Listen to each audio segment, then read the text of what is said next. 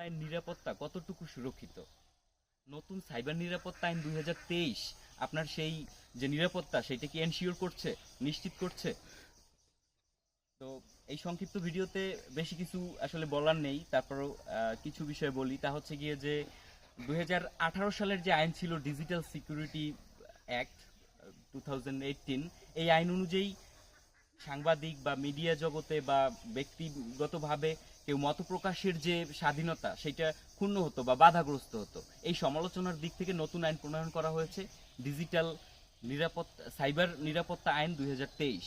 তো সেই সাইবার নিরাপত্তা আইন 2023 অনুযায়ী আমরা যদি দেখি তাহলে এখনো এটা সমালোচনার দিক থেকে রয়ে গেছে। কারণ কি, যে এটা ইমপ্লিমেন্টেশন হতে সময় লাগবে, কিন্তু আইনগত দিক থেকে এই আইন অনুযায়ী বাক স্বাধীনতা বলেন বা মিডিয়া জগতে বা সাংবাদিকদের বাক স্বাধীনতা বলেন, সবকিছুই রয়েছে। কিন্তু সবকিছু থাকলেও এটা আমাদের উপরও কিছু নির্ভর করবে যে আমরা আসলে আমাদের বাক স্বাধীনতাটা কি। যেমন এই আইন অনুযায়ী সর্বোচ্চ যে সাজা, সেই সর্বোচ্চ সাজা হচ্ছে গিয়ে যে আপনি যদি অনলাইনে এরকম কোনো মত প্রকাশ করেন বা অনলাইনে বা ডিজিটাল কোনো ডিভাইসে, কম্পিউটার সিস্টেমে হ্যাকিংয়ের মাধ্যমে যদি এমন কোনো কাজ করেন, এমন কোনো ডেটা মুছে ফেলেন বা প্রেরণ করেন যার দরুন দেশের সার্বভৌমত্ব হুমকির মুখে পড়ে, তো আপনি যাবজ্জীবন কারাদণ্ডে দণ্ডিত হবেন এবং 5 কোটি টাকা জরিমানা দণ্ড করা হবে এবং উভয় দণ্ডে দণ্ডিত করা হতে পারে।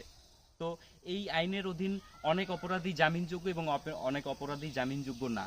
2018 সালের আইন অনুযায়ী অনেক আইন ছিল অজামিনযোগ্য, কিন্তু এখন 2023 সালের আইন অনুযায়ী যে সাইবার নিরাপত্তা আইন তৈরি করা হয়েছে তাতে অনেক অপরাধী রয়েছে যা জামিনযোগ্য কিন্তু আমলযোগ্যও বটে।